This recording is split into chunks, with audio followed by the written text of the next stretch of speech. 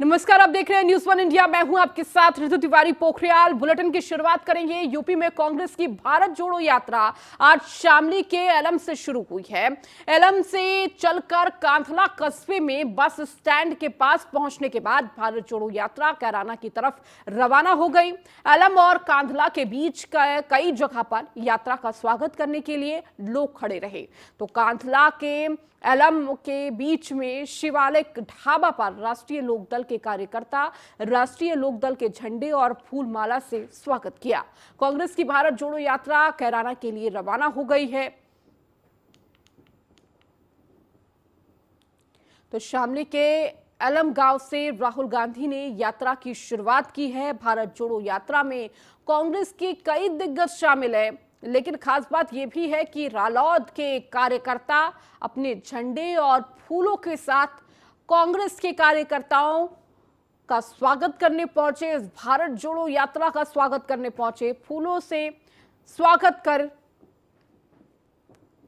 ये कार्यकर्ता नजर आए।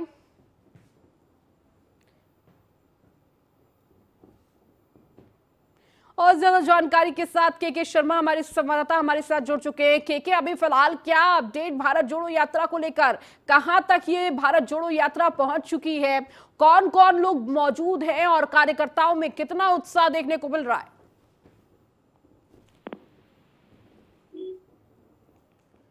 के इस वक्त फिलहाल क्या तस्वीर भारत जोड़ो यात्रा को लेकर, कितना उत्साह कार्यकर्ताओं में, कितनी भीड़, और इसके साथ ही देखिए रालोद के कार्यकर्ता पहुंचे थे स्वागत के लिए भारत जोड़ो यात्रा के। जी जी ऋतु, हम कांदले पहुंच गए हैं। कांदले के बाद एलम, एलम के बाद ऊंचा गांव में 4 घंटे यात्रा रुक रही है। राहुल गांधी सुबह 9:30-10 बजे यहाँ पर पहुंच गए। और मैं कांदले का आपको सीन बताऊं, एलम का सीन बताऊं, मुजफ्फरनगर का सीन बताऊं, तो यहाँ पर भारत जोड़ो यात्रा के पोस्टर लगे हुए।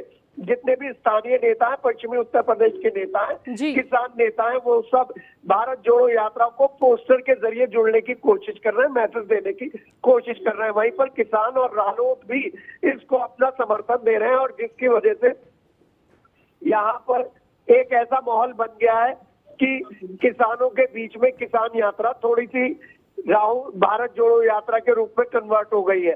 यहाँ पर किसान पहुंच रहे हैं, मिल रहे हैं, चौपाल पे बात हो रही है, और इंडिविजुअली बात कर रहे हैं राहुल गांधी इन किसानों से कि क्या समस्या है, क्या गन्ना समय पर पहुंच रहा है या नहीं पहुंच रहा है, दूसरी समस्याएं क्या है, और किस तरीके से यहाँ पर खाद की स्थिति है। यानी कि यूरिया को लेकर जो एक विपक्ष ने मुद्दा बना रखा है कि जो बड़ा कट्टा हुआ करता था उसे कम कट्टा कर दिया है और उसके पैसे भी ज्यादा बढ़ गए, उसके बारे में, स्थानीय मुद्दों के बारे में बात कर रहे हैं और जानने की कोशिश कर रहे हैं कि केवल गन्ना और गेहूं के अलावा भी यहाँ पर किसानों के लिए क्या सुविधा दी गई है, कितनी ऐसी मिले हैं जिनमें गन्ने का पेमेंट अभी तक बाकी है। इन सब बातों को लेकर इंडिविजुअली 1 to 1 कर रहे हैं। 3-4 घंटे यहाँ पर ऊंचा गांव में रुकेंगे और इसके बाद पानीपत की रोड पकड़ लेंगे। लेकिन जो ये आसपास का क्षेत्र है वहां पर हर तरफ भारत जोड़ो यात्रा का स्वागत हो रहा है और लिखा हुआ नजर आ रहा है, रोजगार के अधिकार की आवाज भारत जोड़ो यात्रा। इस तरीके के स्लोगन से यहाँ पर लगे हुए प्रियंका गांधी और राहुल गांधी के साथ साथ स्थानीय नेताओं ने इन्हें जोड़ने की कोशिश करी और किसानों वाला लुक देने की कोशिश करी है। बड़े बड़े कटआउट यहाँ पर लगे हुए, राहुल गांधी के टी-शर्ट वाले भी। तो कहने का मतलब यह है कि यहाँ पर इतनी सर्दी में भी जुड़ रहा है देश, जुड़ेगा उत्तर प्रदेश के साथ। ये भारत जोड़ो यात्रा उत्तर प्रदेश में अपने अंतिम मुकाम पर है, जिसका नाम है ऊंचा गांव। यहाँ से मुश्किल से 30 किलोमीटर दूर है पानीपत।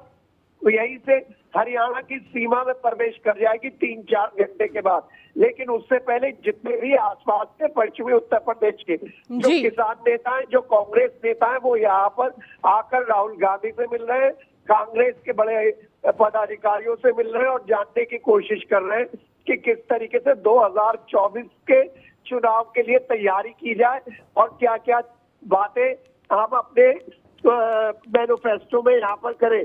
महंगाई, बेरोजगारी का जाल तोड़ने का आह्वान करती हुई भारत जोड़ो यात्रा ऊंचा गांव में आकर रुक गई है। स्थानीय लोग, क्योंकि यहाँ पर मुस्लिम और किसान आबादी ज्यादा है, इसलिए यहीं पर रुककर 3-4 घंटे देने का टाइम देने का प्रोग्राम बनाया है राहुल गांधी और उनकी टीम ने।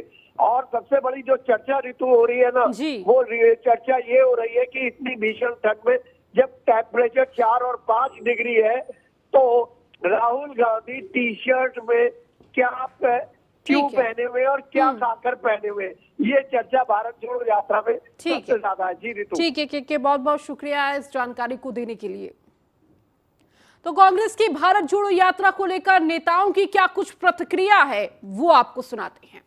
आई हुई भीड़ नहीं है, ये अति उत्साह में एक जात विशेष की भीड़ नहीं है, एक धर्म की भीड़ नहीं है, सब ये मिलजुल कर लोगों में नफरत के खिलाफ जो राहुल जी का प्रयास है वो सफल होता देख रहा हूं मैं। जो साहब ने कहा है और हम स्वागत करेंगे, और होना भी चाहिए। हमारे ज़िले में एक अतिथि आ रहे हैं जो सरकार की नीतियों के खिलाफ संघर्ष कर रहे हैं, इतनी लंबी यात्रा पे आ रहे हैं, तो हमारा फ़र्ज़ है कि उनका स्वागत करें।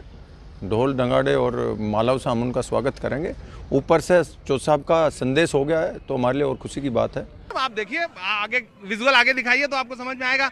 हजारों लोग खड़े हैं, और यही नहीं, यात्रा कन्याकुमारी से चल रही है, तब से हजारों लोग खड़े हैं। हाँ। आपको लगता है ये यात्रा एक बड़ा परिवर्तन ला रही है? बिल्कुल ला चुकी है। राहुल गांधी जी की छवि जो गढ़ी गई थी झूठी, वो बदल गई।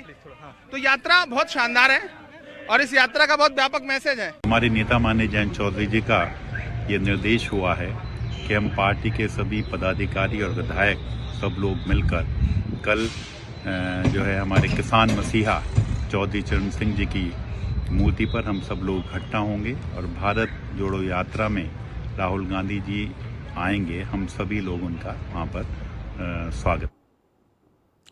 G20 के लिए तैयार हो रहा है अमौसी एयरपोर्ट पर चार्टर निजी विमानों की पार्किंग के इंतजाम। तो अंतरराष्ट्रीय एयरपोर्ट पर G20 सदस्य देशों की राष्ट्रीय ध्वज भी लगाए जाएंगे। तो मेहमानों के स्वागत के लिए सांस्कृतिक कार्यक्रमों का भी आयोजन होगा। एयरपोर्ट पर बन रहे कनेक्टिंग रोड का काम सप्ताह भर में पूरा करने का लक्ष्य है। इसके साथ ही एलडीए और अडानी ग्रुप के अधिकारियों के बीच आयोजन को लेकर बैठक भी हुई है। और देखिए, लगातार तैयारियां G20 की हो रही है, जहां एयरपोर्ट पर कनेक्टिंग रोड भी बनाया जा रहा है और सप्ताह भर में इसे पूरा करने का लक्ष्य रखा गया है। एलडीए और अडानी ग्रुप के अधिकारियों के बीच इस आयोजन को लेकर बैठक भी हुई है। तो G20 के लिए अब अमौसी एयरपोर्ट तैयार हो रहा है। किस तरह से ये पूरी तैयारी की जा रही है आपको बता रहे हैं। हमारे सहयोगी भी जुड़ चुके हैं, मनीष मिश्रा हमारे साथ जुड़े हुए हैं। मनीष, देखिए G20 के आयोजन के लिए किस तरह से तैयारियां की जा रही हैं, अमौसी एयरपोर्ट को तैयार किया जा रहा है? जी निश्चित रूप से देखिए, उत्तर प्रदेश की राजधानी लखनऊ अपनी मेजबानी के लिए एकदम तैयार है। G20 के जो सदस्य आ रहे हैं उनके लिए एयरपोर्ट से लेके और जो कार्यक्रम स्थल होंगे वहां तक के लिए सुगम और सरल यात्रा कैसी रहे, इसको देखते हुए कल देर शाम इंदुमणि त्रिपाठी जो कि एलडीए वीसी है, उन्होंने पूरा दौरा किया था। जो रूट मैप है उसके ऊपर पूरी उनकी जो टीम थी उसमें वहाँ पे कांग्रेस के साथ अपना पूरा एक रिहर्सल टाइप की गई थी कि जिस तरीके से जो सुगम और किस तरह से जो सरल रास्ता है उसको अपनाया जाए। साथ ही साथ अडानी ग्रुप जो कि एयरपोर्ट के अथॉरिटी पे है, उनसे मीटिंग भी हुई थी। उसमें किस तरीके से जो चार्टर्ड प्लेन आएंगी उनकी पार्किंग को लेके जो तमाम उड़ानें होंगी, वो घरेलू उड़ान और अंतर्राष्ट्रीय उड़ान भी लखनऊ की राजधानी से होती है, उनमें कोई प्रभावित ना हो उसको लेके कैसे समय सारणी बनाई जाए, उसको लेके भी एक सुगम बैठक की गई थी।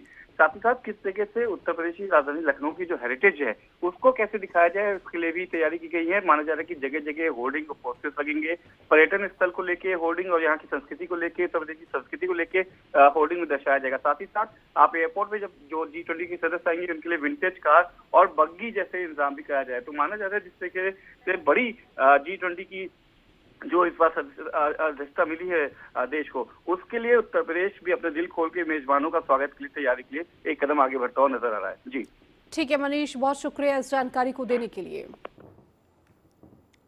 वहीं पीजीआई में भरे जाएंगे 905 नर्सों के पद। संस्थान ने भर्ती का विज्ञापन जारी किया है। इच्छुक अभ्यर्थी कर सकेंगे ऑनलाइन आवेदन। आवेदन की अंतिम तिथि 25 जनवरी है। कंप्यूटर आधारित ऑनलाइन देनी होगी परीक्षा। अंग्रेजी माध्यम में यह परीक्षा होगी। तो इच्छुक अभ्यर्थी कर सकेंगे ऑनलाइन आवेदन। और देखिए, इसके लिए आवेदन की अंतिम तिथि 25 जनवरी रखी गई है। और ये जो पूरी परीक्षा है वो ऑनलाइन ये परीक्षा होगी, और इसके साथ ही अंग्रेजी माध्यम में यानी कि इंग्लिश ये पूरी परीक्षाएं रहने वाली हैं।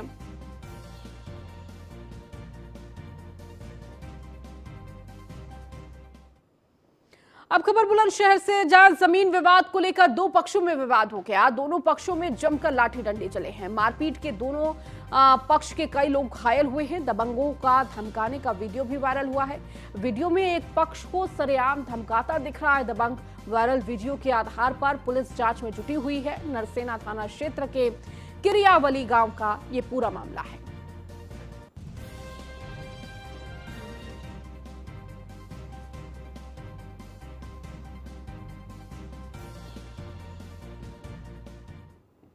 अब खबर रायबरेली से है, जहां पर पुलिस और बदमाशों में मुठभेड़ हुई है। मुठभेड़ में दो बदमाशों के पैर में गोली लगी है। बीते दिनों महिला की गला रेतकर कुएं में फेंक दिया गया था शव।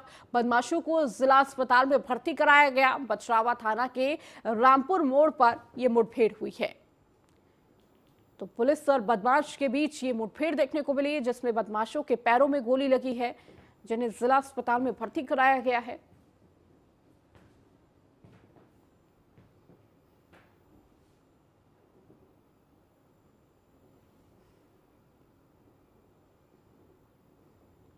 और अब खबर सुल्तानपुर से है, जहां पर आज रेप केस में आजीवन कारावास की सजा काट रहे पूर्व मंत्री गायत्री प्रजापति पर यूपी पुलिस मेहरबान है। यहां पर बताया जा रहा है कि आचार संहिता से जुड़े एक केस में लखनऊ जेल से गायत्री को सुल्तानपुर कोर्ट लाया गया था, जहां कोर्ट से वापस ले जाते समय उसे वीआईपी सेवा दी गई है। ब्रजवाहन में उसे अगली सीट पर बैठाकर पुलिसकर्मी ले गए, जिसका वीडियो अब वायरल हो रहा है।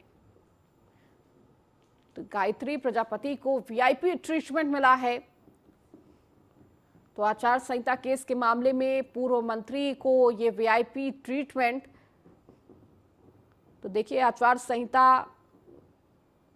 के मामले में ये पेशी थी और सुल्तानपुर कोर्ट में ये पेशी थी। और इस पेशी के बाद जब वापस ले जाया जा रहा था तो किस तरह वीआईपी ट्रीटमेंट दिया गया।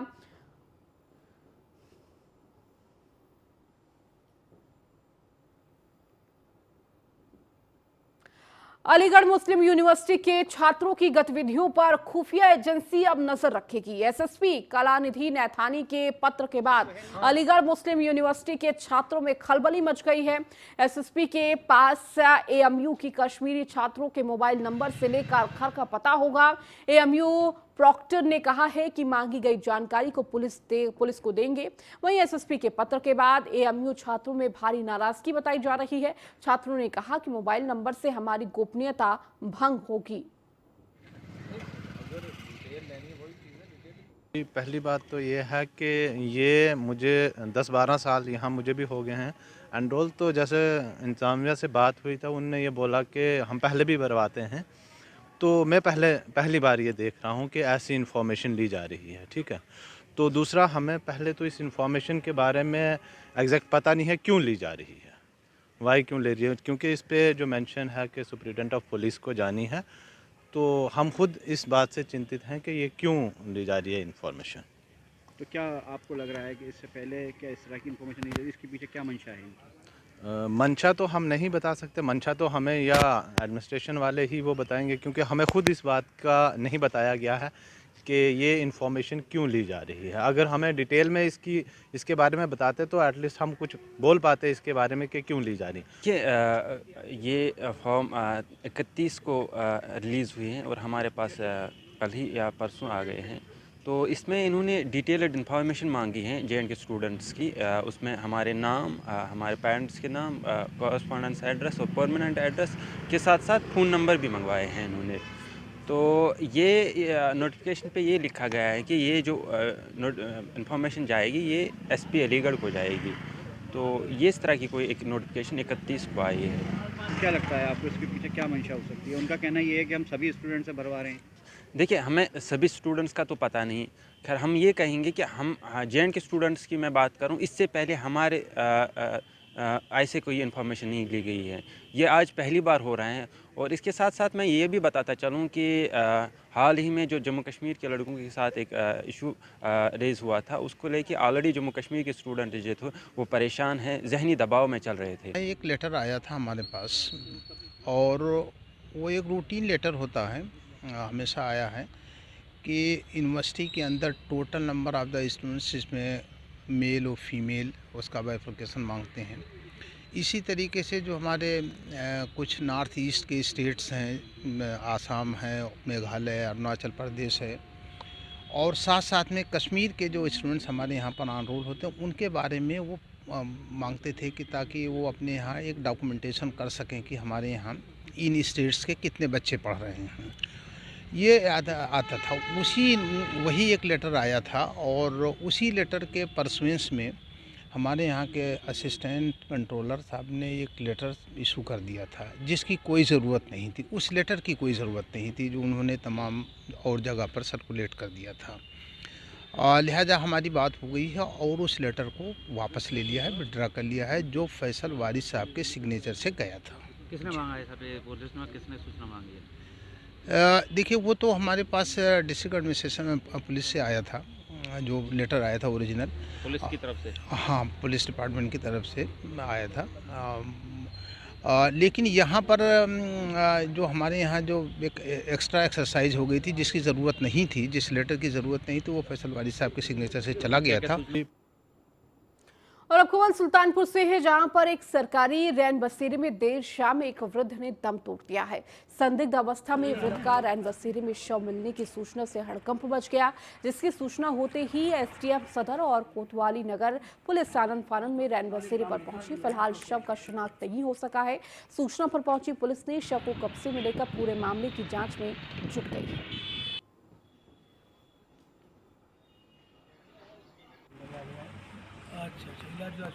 क्या हुआ? तो वृद्ध का शव मिलने से हड़कंप मच गया। रैन बसेरे में वृद्ध का शव मिला। बताया जा रहा है कि रैन बसेरे में ही वृद्ध ने दम तोड़ दिया, जिसके बाद शिनाख्त भी की जा रही है।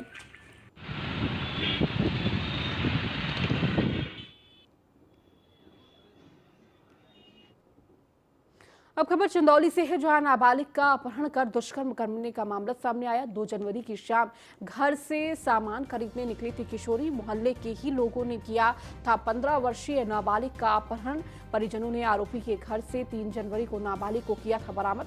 पीड़ित की तहरीर पर 3 लोगों के खिलाफ अपहरण और दुष्कर्म का मामला दर्ज।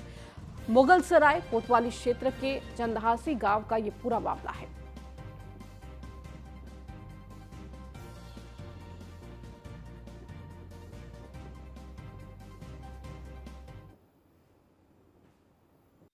थाना क्षेत्र मुगलसराय के चंदासी चौहान बस्ती निवासिनी एक महिला द्वारा आज थाने पर इस आशय का प्रार्थना पत्र प्रस्तुत किया गया कि उसकी पुत्री, जिसकी उम्र लगभग 15 साल है, वह परसों अपने घर से कुछ सामान लेने के लिए बाहर निकली थी और घर वापस नहीं गई। ये घर वाले उसकी तलाश करते रहे और कल 3 जनवरी को उसकी लड़की भीम चौहान के घर से बरामद की गई। घर वालों ने ही बरामद किया है और लड़की ने अपने बयान में बताया कि उसके साथ भीम चौहान द्वारा दुष्कर्म किया गया है।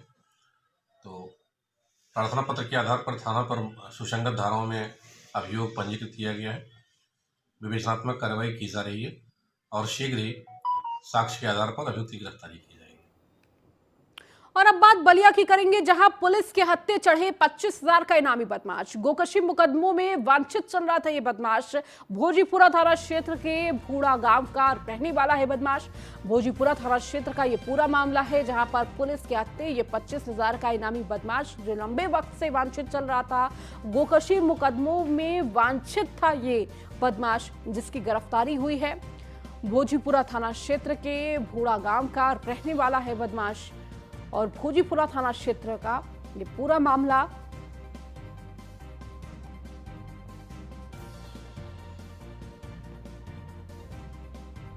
तो पुलिस के हत्थे ये 25,000 का इनामी बदमाश चढ़ा है। लंबे वक्त से वांछित था। गोकशी के मुकदमे दर्ज हैं।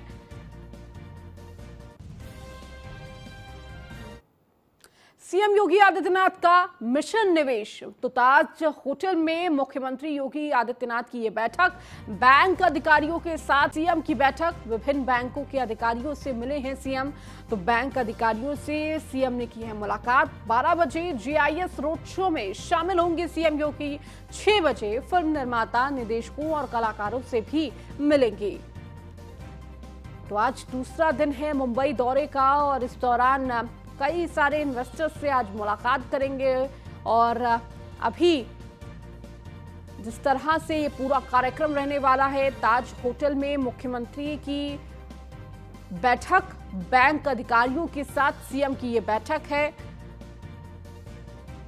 विभिन्न बैंकों के अधिकारियों से सीएम मिले हैं और इसके बाद देखिए ये मुलाकात होगी और मुलाकात हुई है। और इसके बाद अब 12 बजे जीआईएस रोड शो में शामिल होंगे सीएम योगी आदित्यनाथ और शाम को यानी कि 6 बजे फिल्म निर्माता, निदेशकों, कलाकारों से भी मिलेंगे। तो ताज होटल में मुख्यमंत्री की ये बैठक हो रही है, बैंक अधिकारियों के साथ ये बैठक। और इसके बाद 12 बजे जीआईएस रोड शो में शामिल होंगे सीएम योगी आदित्यनाथ और शाम 6 बजे फिल्म निर्माता, निदेशकों, कलाकारों से भी मुलाकात करेंगे।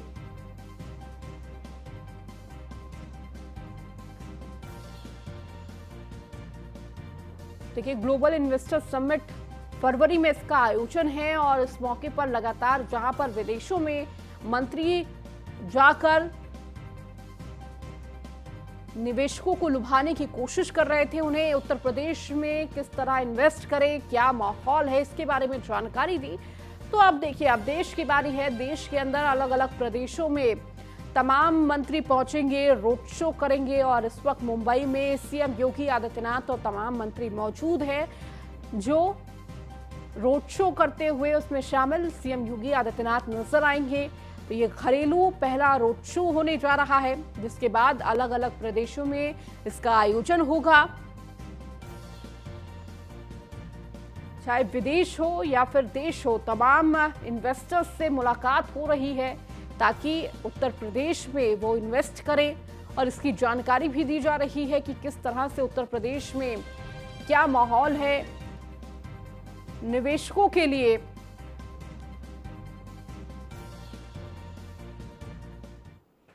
भारत जोड़ो यात्रा में कांग्रेस कार्यकर्ताओं का फूटा गुस्सा। वेतनभोगी संदीप सिंह और धीरज गुर्जर के पोस्टरों के मुंह पर पोता कालिक, तो कालिक पोतकर कांग्रेस कार्यकर्ताओं ने जताया है रोष। कांग्रेस कार्यकर्ताओं ने यात्रा को लेकर लगाया आरोप। राहुल गांधी, प्रियंका गांधी ने धोखा देने का कार्य किया है। यात्रा के इंतजाम, बस प्रबंधन, हर चीज में जमकर दलाली खाई है। समय आने पर सबूत भी उपलब्ध करा दिए जाएंगे। तो संदीप सिंह और धीरज गुर्जर, भगाओ उत्तर प्रदेश बचाओ, ये नारे भी दिए गए हैं। तो भारत जोड़ो यात्रा के दौरान कांग्रेस कार्यकर्ताओं ने यात्रा को लेकर सवाल भी खड़े किए। राहुल गांधी, प्रियंका गांधी ने धोखा देने का कार्य किया है। यात्रा के इंतजाम, बस प्रबंधन, हर चीज में जमकर दलाली खाई है, इसका आरोप लगा है। समय आने पर सबूत भी उपलब्ध करा दिए जाएंगे।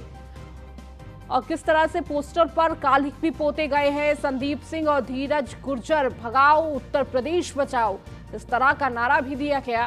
भारत जोड़ो यात्रा में कांग्रेस कार्यकर्ताओं का ये फूटा है गुस्सा। वेतनभोगी संदीप सिंह और धीरज गुर्जर के पोस्टरों पर मुंह पर पोता कालिक, तो कालिक पोत कर कांग्रेस कार्यकर्ताओं ने अपना रोष व्यक्त किया है, गुस्सा जाहिर किया है। तो कांग्रेस कार्यकर्ताओं ने यात्रा को लेकर गंभीर आरोप लगाए हैं। तो राहुल गांधी, प्रियंका गांधी ने धोखा देने का कार्य किया है। यात्रा के इंतजाम, बस प्रबंधन, हर चीज में जमकर दलाली खाई है, इसका आरोप लगा है। समय आने पर सबूत भी उपलब्ध कराने के जानकारी दी है कि उपलब्ध करा दिया जाएगा। तो संदीप सिंह और धीरज गुर्जर, भगाओ उत्तर प्रदेश बचाओ, इस तरह के नारे भी लगाए गए हैं। तो जहां एक तरफ भारत जोड़ो यात्रा इस वक्त उत्तर प्रदेश के आखिरी पड़ाव पर है और इसके बाद ये हरियाणा में भारत जोड़ो यात्रा का प्रवेश हो जाएगा। और अधिक जानकारी के साथ एसोसिएट एडिटर ब्रजेश श्रीवास्तव हमारे साथ जुड़ चुके हैं। ब्रजेश जी, भारत जोड़ो यात्रा एक तरफ जहां देखिए उत्तर प्रदेश के आखिरी पड़ाव पर है और उसके बाद हरियाणा में इसका प्रवेश हो जाएगा, लेकिन इस बीच कांग्रेस कार्यकर्ता में गुस्सा भी देखने को मिला है, रोष देखने को मिला है और भारत जोड़ो यात्रा को लेकर तमाम सवाल खड़े किए हैं। देखिए, सबसे बड़ी बात यह है कि जिस तरीके से ये पूरा जो है भारत जोड़ो यात्रा चल रही है, इस भारत जोड़ो यात्रा में तमाम तरह के जो है आरोप लगे हैं। भी धीरज गुर्जर जो दो कांग्रेस के नेता हैं जो है, उनको लेकर के जो है कांग्रेसियों का ही गुस्सा फूटा है, उनके पोस्टरों पर काली पोती गई है। सबसे बड़ी बात यह है कि संदीप सिंह और धीरज गुर्जर दो ऐसे नेता हैं जो धीरज गुर्जर के लिए बताया जाता है कि वो अखिल भारतीय कांग्रेस कमेटी के राष्ट्र और जो अखिल भारतीय कांग्रेस कमेटी के सह प्रभारी भी है जो है, तो ये उनके बारे में बताया जा रहा है। और सबसे बड़ी चीज संदीप सिंह, ये दो ऐसे नेता हैं कांग्रेस के जो भारत जोड़ो यात्रा में सहयात्री हैं, लेकिन इनके ऊपर आरोप लगाए हैं कांग्रेस कार्यकर्ताओं ने और जो है पोस्टर जो है में कालिक पोती है। तो सबसे बड़ी बात यह है कि कांग्रेस उत्तर प्रदेश के अंदर अगर हम बात करें कांग्रेस की, तो कहीं ना कहीं कांग्रेस जो है टुकड़ों में बटी नजर आती है। और जिस तरीके से भारत जोड़ो यात्रा का जो है अपने आप में थीम है कि भारत को, देश को जोड़ने की मुहिम लेकर के राहुल गांधी आगे चल रहे हैं, तो सबसे बड़ी जो समस्या है अभी राहुल गांधी के समक्ष कि देश और जो है पार्टी को जोड़ना दोनों बेहद जरूरी है। जब पार्टी जुड़ेगी तब संगठित होकर आप देश को जोड़ने का काम कर पाएंगे, और इसी को लेकर के बीजेपी लगातार तंज कसती रही है। अब जो धीरज गुर्जर और संदीप सिंह दोनों को लेकर के जो है सवाल खड़े हुए हैं। कार्यकर्ताओं ने कहा है कि इन्होंने इस पूरे कैंपेन के दौरान जो है भ्रष्टाचार किया है, कैंपेन के लिए जो फंड एकत्र किया गया उसके साथ जो है इन्होंने खेल किया है। तो वो तमाम तरीके के आरोप संदीप सिंह और धीरज गुर्जर पर लगे हैं। अब इन आरोपों की हम तस्दीक नहीं करते हैं, लेकिन कार्यकर्ताओं का जो आक्रोश है वो साफ तौर पर दिखाई देता है, जो है साफ तौर पर दिख रहा है कि किस तरीके से पोस्टरों पर कालिक पोती जा रही है, किस तरीके से जो है इनका विरोध किया जा रहा है। तो सीधे तौर पर पार्टी के अंदर सब कुछ ठीक नहीं है। जब सहयात्रियों पर ही, कांग्रेस के नेताओं पर ही आरोप लग रहे हैं कि उन्होंने भारत जोड़ो यात्रा में करप्शन किया है, तो फिर विपक्ष तो मुद्दा बनाएगा ही। यानी जो कांग्रेस की विरोधी भाजपा है वो तो लगातार तंज कसी रही है और इस तरह के प्रकरण और ज्यादा मौके दे रहे हैं। ठीक है, बहुत शुक्रिया ब्रजेश जी हमारे साथ जुड़ने के लिए और इस जानकारी को साझा करने के लिए।